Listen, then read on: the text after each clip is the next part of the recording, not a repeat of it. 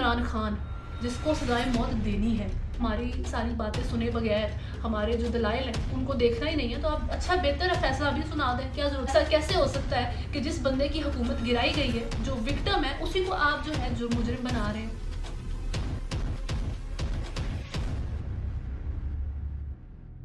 अस्सलाम वालेकुम, मैं हूं दाशमी। आप मुझे मेरे फेसबुक और यूट्यूब चैनल के ऊपर देख रहे हैं। आज जी बहुत सारे इंपॉर्टेंट इवेंट्स हुए हैं, बड़ी इंटरेस्टिंग बातें पाकिस्तान के अंदर की भी और across border as well. Imran Khan के साइफर केस में जो है आज फैसला आया है। फौजी अदालतों में जो सिविलियंस का ट्रायल चल रहा है उसके ऊपर सुप्रीम कोर्ट का फैसला आया है। हमारे जो पाक अफगान बॉर्डर के ऊपर कार्रवाई हुई है, जो बाइडन का विजिट होने लगा है जी, उसके ऊपर बात करेंगे। पार्लियामेंट पर अटैक के बारे में बात होगी, लेकिन उस सारी चीज़ से पहले अगर आपने चैनल को फॉलो नहीं किया हुआ तो अभी सब्सक्राइब करें, वीडियो को लाइक एंड शेयर ज़रूर करें। अच्छा जी, इमरान खान का साइफर केस जो था आज अडयाला जेल के अंदर ही, आपको पता है जी, अदालत लगी हुई है, उसके ऊपर हुआ है सारा। और उसमें उनके ऊपर और शाह महमूद कुरैशी के ऊपर उनको रोस्ट्रम पे बुलाकर फर्दर जुर्म आयद की गई। और 3 उनके जो उनके ऊपर इल्ज़ामात हैं वो थे कि पहला, इमरान खान ने बतौर वज़ीर आज़म और शाह महमूद कुरैशी ने बतौर वज़ीर ख़ारजा सेक्रेट एक्ट की खिलाफ वर्जी की और मुल्ज़िमान के गैर कानूनी इक़दाम से मुल्की तशख़्ख़ुस, सिक्योरिटी और ख़ारजा मामलात को नुकसान पहुँचा। दूसरा इल्ज़ाम 27 मार्च 2022 को खुफिया दस्तावेज़ को अवामी रैली में लहराया गया।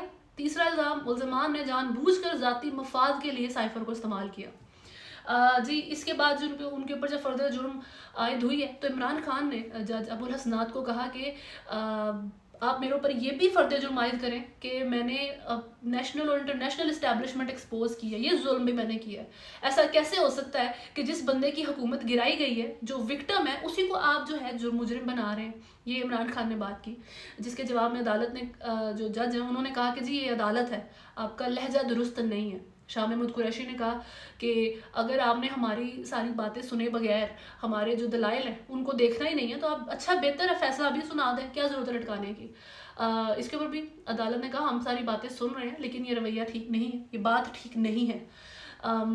इस टाइम शाह महमूद कुरैशी की जो है फैमिली वो मौजूद थी। इमरान खान की जो अहलियाँ हैं वो मौजूद, सॉरी उनकी बहन मौजूद थी अदालत के उस टाइम हेयरिंग के टाइम पर। जो न्यू अपॉइंटेड चेयरमैन है तहरीक इंसाफ के, गौहर खान, वो भी कमरा अदालत के अंदर मौजूद थे, जो अडयाला जेल में बनाया हुआ। अब ये सारी चीज़ है, लेकिन इस सारे में सबसे इम्पॉर्टेंट जो बात है वो है अलीमा खान, जो इमरान खान की बहन है, उनकी मीडिया से जो बाद में गुफ्तगू हुई है वो उसमें उन्होंने कहा कि डब्बे बनाए हुए हैं अंदर, ठीक है, और उनको वो ताले लगा देते हैं बाहर से जब सब लोग अंदर चले जाते हैं। जिसके जवाब में उनको कहा गया कि जी ये सिक्योरिटी रीजंस की वजह से हैं, जिधर से जज एंटर होता है उस कमरे को, उस दरवाजे को बंद नहीं किया जाता। फर्दर उन्होंने अलीमा खान ने कहा कि मुझे इस केस का कोई हल नज़र नहीं आ रहा, ना इसको वो अच्छे तरीके से हैंडल करने वाले हैं। मुझे लगता है कि इमरान खान को सजाए मौत दे दी जाएगी। अब ये बात इस लिहाज से इम्पॉर्टेंट है कि दूसरी तरफ काजी फायज़ ईसा ने जो जुल्फ़िकार अली भुट्टो का केस खोला है सजाए मौत का, वो और इमरान खान को एट अ टाइम मीडिया में टॉक्स में लाया जा रहा है। और ओबियसली बात होगी ना कि इतने सारे लोगों को छोड़ के मिसिंग पर्सनस ले लें, चले मिसिंग को ना लें तो जी जिंदा इस वक्त पॉलिटिशियंस को ही ले लें। वो अपना केस चाहते हैं कि जल्दी डिसीजन आए जिसमें वो बेवजह फंसे हुए हैं, जो भी लोग उसके ऊपर सुप्रीम कोर्ट डिसीजन दे, हेल्प करे, बजाय उसके आप एक पुराने केस को, जो ये बात नहीं हो रही कि वो कितना इंपॉर्टेंट था या कितना बड़ा जुल्म था, बात नहीं हो रही कि प्रेजेंट में उसके क्या कॉन्सिक्वेंसेस हैं, क्या असर है, कोई भी नहीं, तो उसको क्यों खोला गया जुल्फ़िकार अली भुट्टो के केस को ही। तो ये आप अंडरस्टैंड करें, ये कोइंसिडेंस सियासत के अंदर कोई भी नहीं होते। इस वक्त हमारे मुल्क में 2 प्राइम मिनिस्टर्स की जो है ना सजाए मौत की बात चल रही है। एक जुल्फ़िकार अली भुट्टो जिसको सजाए मौत दे दी गई थी, और एक इमरान खान जिसको सजाए मौत देनी है, ठीक है जी, दे दी जा सकती है। ये डिसीजन इसी किस्म की चीज़ों की तरफ अदालत जा रही है। और अलीमा खान की जो आज का बयान है वो इस चीज़ को मेरा ख्याल है सेकंड कर गया। बहरहाल अभी फ़ौजी अदालतों में जो केस चल रहे हैं सिविलियंस के, उसके बारे में सुप्रीम कोर्ट की हेयरिंग थी। उसमें सुप्रीम कोर्ट ने जी कहा है कि अदालतें मुल्ज़िमान का ट्रायल कर सकती हैं, लेकिन जो हतमी फ़ैसला होगा वो सुप्रीम कोर्ट के अहकामात से मशरूत होगा। सुप्रीम कोर्ट ने फ्रीकैन के नोटिस जारी करते हुए केस की समाअत जनवरी के तीसरे हफ्ते तक मुलतवी कर दी है।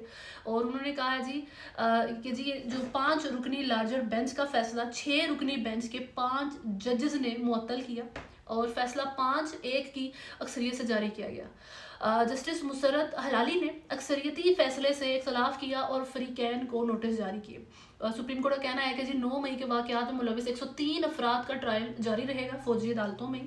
और वही बात कि जो उनके अहकामात हैं वो सुप्रीम कोर्ट से मशरूत होंगे। बहरहाल फर्दर सुप्रीम कोर्ट का ये भी कहना था कि ये पाकिस्तान के ही शहरी हैं, हमारे अपने ही लोग हैं, लेकिन भटक गए थे 9 मई के इस दहशतगर्दी के वाक़े में। ये भी कहा जा रहा है कि जो 28 लोग वांटेड है 9 मई के दहशतगर्दी के वाक़े में, जिन्हें अभी तक सिक्योरिटी सर्विसेज लोकेट करने में नाकाम रही हैं, उनके CNIC हैं जो ID कार्ड्स, उनको ब्लॉक कर दिया जाएगा। ओबियसली उनकी मूवमेंट रुक जाएगी उससे बिल्कुल। लेकिन बहरहाल जो यूरोपियन यूनियन की सफ़ीर है रीना क्योनका, उन्होंने कहा है कि इस बार इलेक्शन के लिए यूरोपियन यूनियन मुबस्सरीन का ग्रुप पाकिस्तान नहीं आएगा। उसके लिए एक छोटा ग्रुप जो है ना भेजा जाएगा जो पाकिस्तान में मौजूद जो मुबस्सरीन होंगे उनके साथ मिल के एक रिपोर्ट तैयार करेगा इलेक्शंस के ऊपर। उन्होंने कहा हमें पता ही नहीं होता कि डेट क्या है इलेक्शंस की इधर, तो वो हम कंफ्यूज हैं इलेक्शन की डेट को लेके, तो वो यूरोपियन यूनियन ने भी कंफ्यूज ही होना है। पहले अक्टूबर में थे, नहीं हुए, अब फरवरी में उसकी भी डेट को पुश करने की कोशिश की जा रही है। खैर फर्दर उन्होंने ये कहा है कि जी कानूनी अफगानों गैर कानूनी अफगानों की वापसी की पॉलिसी पर पाकिस्तान से कोई इख्तलाफ नहीं है हमने सिर्फ स्क्रीनिंग के मामले पर अपनी तशवीश जाहिर की थी कि अब ऐसे अफगानों को ना भेजें वापस जो तालिबान में वांटेड है उनकी गवर्नमेंट के अंदर, ताकि वो मारे ना जाएँ, उनके साथ बुरा ना हो। और हर मुल्क को हक है कि वो अपने कवानीन को लागू करे, हम भी यही करते हैं। ये यूरोपियन यूनियन की सफ़ीर ने कहा है। ये बात उन्हें बरतानिया को भी कहनी चाहिए, जिन्होंने अपने 200 अफगान जिनको बरतानिया बुलाना था उनको अफ़गानिस्तान भेजने की जो है ना वो ऑर्डर कर दिया है। और वो सबके सभी वांटेड हैं ऑलमोस्ट तालिबान गवर्नमेंट में, क्योंकि वो सभी ऑलमोस्ट एक्स पॉलिटिशियंस हैं या फिर एक्स सोल्जर्स हैं जिन्होंने बरतानिया के अंडर ट्रेनिंग ली हुई है। तो ओबियसली तालिबान गवर्नमेंट उनको दुश्मन के तौर पर देखती है। खैर जी तोरखम बॉर्डर टर्मिनल पर कस्टम और फोर्सेस ने अफगानिस्तान से पाकिस्तान आने वाली गाड़ी के अंदर प्याजों की बोरी के अंदर से जदीद अमरीकी असला बरामद किया है। ये बड़ी इंपॉर्टेंट खबर है कंसिडरिंग एक दिन पहले ही अभी कल दहशतगर्दों का हमला हुआ है पाकिस्तानी फ़ौजियों के ऊपर और 25 फ़ौजी शहीद हुए हैं उसमें, जो बिगेस्ट नंबर है सो फार। बड़े सालों में इतने फ़ौजी कैजुअलिटीज़ नहीं हुई हैं उस टाइम के ऊपर। हुकाम के मुताबिक जी इस असले में M4 क्लाशनकोफ मैगजीन, मुख्तलिफ नोयत की हज़ारों गोलियाँ, अमरीकी rifle, grenade, night vision goggles और लेज़र बीम शामिल है जी। और अफगान अबूरी हुकूमत का अपनी सरजमीन पाकिस्तान के खिलाफ इस्तेमाल ना होने के दावों पर यह सवालिया निशान है। पाकिस्तान कॉन्स्टेंटली तालिबान हुकूमत को कह रहा है कि TTP तहरीक तालिबान पाकिस्तान आप ये पाकिस्तान के अगेंस्ट जो है ना फंक्शन कर रही है, आपकी लैंड के ऊपर से, आपकी ज़मीन के ऊपर से, इस बारे में कुछ करें या हमें हेल्प करें कि हम इस बारे में कुछ कर सकें। लेकिन उसके बारे में अभी तक उनकी तरफ से कोई एक्शन नहीं नज़र आता, सिर्फ बात आती है और वो भी वही वाली बात है कि जी आपने बस लारे लगाए हुए हैं। साथ साथ इम्पोर्टेंट एक और बात कि जो पाकिस्तान के अंदर जो फ़ौजी मौजूद वो अफगान, खैर एक और इम्पॉर्टेंट बात कि जी पाकिस्तान के अंदर अफगान मौजूद हैं, वफाकी काबीना ने दूसरे मुल्क, खैर एक और इम्पॉर्टेंट बात कि जी वफाकी काबीना ने दूसरे ममालिक मुंतकली के मुंतज़िर अफगान बाशिंदों के पाकिस्तान में क़याम की जो मुद्दत है उसको तोसी कर दिया जी। 29 फरवरी उसकी डेट रखी गई है कि 29 फरवरी तक वो पाकिस्तान के अंदर स्टे कर सकते हैं। ये वही हैं जो यहाँ पर तालिबान की हुकूमत के लिए आए थे और वो या तो US से जाने के लिए या UK या जो भी यूरोपियन कंट्रीज़ उनका जहाँ पर कोटा सेट है वहाँ पर जाने के लिए पाकिस्तान के अंदर स्टे में है, वेट कर रहे हैं कि उनका वीज़ा लगे और वो निकले यहाँ से। खैर अब बात कर लेते हैं जी क्रॉस बॉर्डर्स की। इंडिया में पार्लियामेंट का इजलास चल रहा था जिसको वो लोक सभा कहते हैं और वहाँ इंट्रूडर्स घुस गए विजिटर गैलरी से, वो लोअर पार्लियामेंट में गए हैं और वहाँ जाके उन्होंने स्मोक बॉम्ब्स जो हैं वो जला दिए जिससे धुआं हो जाता है, आपको पता है। उसको इंडियन मीडिया गैस शेलिंग का नाम दे रहा है कि बड़ी एक डेंजरस हरकत उन्होंने कर देनी थी और वो उनके मीडिया में उठा के जो है ना वो शेल्स दिखा रहे हैं, हालांकि ये हार्मलेस गैस बॉम्ब्स होते हैं जी। और इसमें उनके जो प्रोटेस्ट रिकॉर्ड किया गया है अनएम्प्लॉयमेंट से रिलेटेड और ये सारी चीज़ है, बड़ी वहाँ पर एक केओस बना है। लेकिन इंपॉर्टेंट चीज़ ये है according to Arab News India ने ब्लेम किया है पाकिस्तान बेस्ड ग्रुप को इस चीज़ के लिए। Which was pretty expected. हमेशा कोई पिजन वगैरह भी चला जाए और यहाँ से मन एक बलून भी चला जाए ना बॉर्डर क्रॉस करके, तो उन्होंने कहना ही ISI का। बहरहाल एक और चीज़ कि जो बाइडन ने विजिट करना था, टूर करना था इंडिया का रिपब्लिक डे पे 26 जनवरी को जो आना है अगले साल, वो उन्होंने कैंसिल कर दिया। कहा यह जा रहा है कि जो ऑस्ट्रेलियन प्राइम मिनिस्टर भी इनवाइटेड थे और जापानीज़ भी, और ऑस्ट्रेलियन प्राइम मिनिस्टर उधर उसी दिन सेम डे पे उनके भी वहाँ पर नेशनल इवेंट आता है और जापानीज़ का भी बैक होम कोई इंपॉर्टेंट काम है, तो वो दोनों मिनिस्टर्स भी नहीं आ रहे। और जो बाइडन है उन्होंने ह्यूमन राइट्स एक्टिविटीज़ को लेके बड़े कंसर्न्स शो किए हैं मोदी के साथ कि 2014 से जब से बीजेपी की हुकूमत आई है, मुस्लिम्स के अगेंस्ट जो इंडिया की पॉलिसी रही है उसको उन्होंने मेंशन किया है।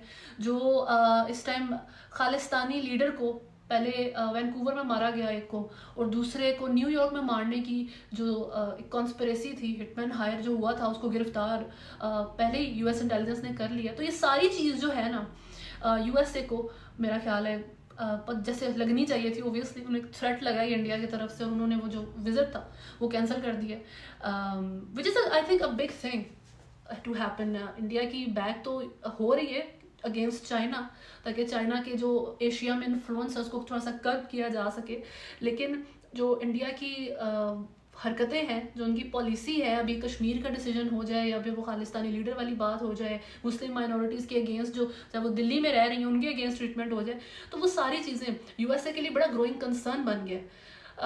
खैर अभी तक के लिए न्यूज़ में इतना ही है। नेक्स्ट वीडियो तक अपना बहुत ज़्यादा ख्याल रखें। अल्लाह हाफ़िज़।